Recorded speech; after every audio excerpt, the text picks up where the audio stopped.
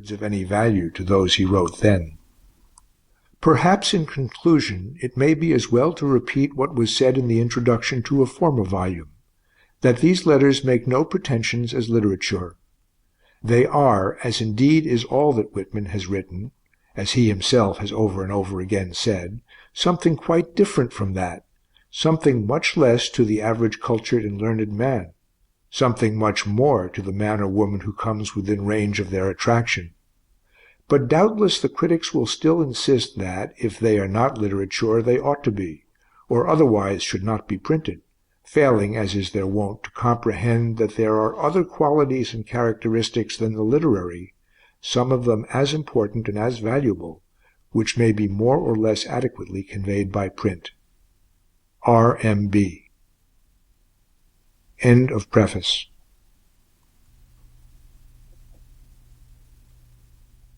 Section 2 of The Wound Dresser by Walt Whitman. The Great Army of the Wounded.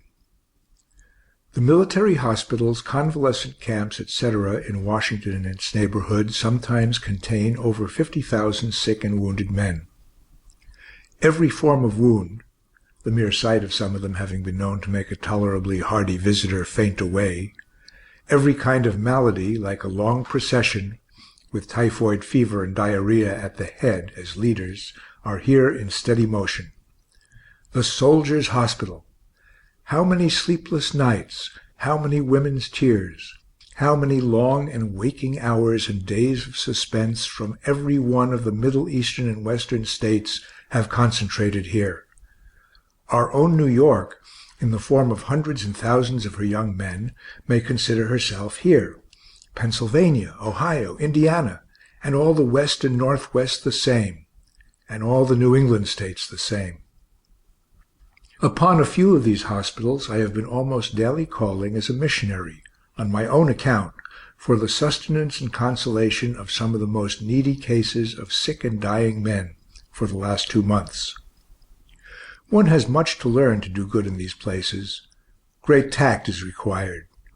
These are not like other hospitals. By far the greatest proportion, I should say 5/6 of the patients, are American young men, intelligent, of independent spirit, tender feelings, used to a hardy and healthy life. Largely the farmers are represented by their sons, largely the mechanics and working men of the cities. Then they are soldiers. All these points must be borne in mind. People through our northern cities have little or no idea of the great and prominent feature which these military hospitals and convalescent camps make in and around Washington. There are not merely 2 or 3 or a dozen, but some 50 of them, of different degrees of capacity. Some have 1,000 and more patients.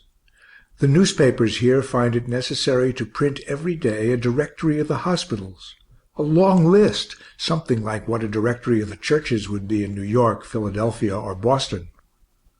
The government, which really tries, I think, to do the best and quickest it can for these sad necessities, is gradually settling down to adopt the plan of placing the hospitals in clusters of 1-story wooden barracks, with their accompanying tents and sheds for cooking and all needed purposes. Taking all things into consideration, no doubt these are best adapted to the purpose, better than using churches and large public buildings like the Patent Office. These sheds now adopted are long 1-story edifices, sometimes ranged along in a row, with their heads to the street, and numbered either alphabetically, wards A or B, C, D, and so on, or wards 1, 2, 3, etc. The middle one will be marked by a flagstaff, and is the office of the establishment, with rooms for the ward surgeons, etc. One of these sheds or wards will contain 60 cots. Sometimes on an emergency they move them close together and crowd in more.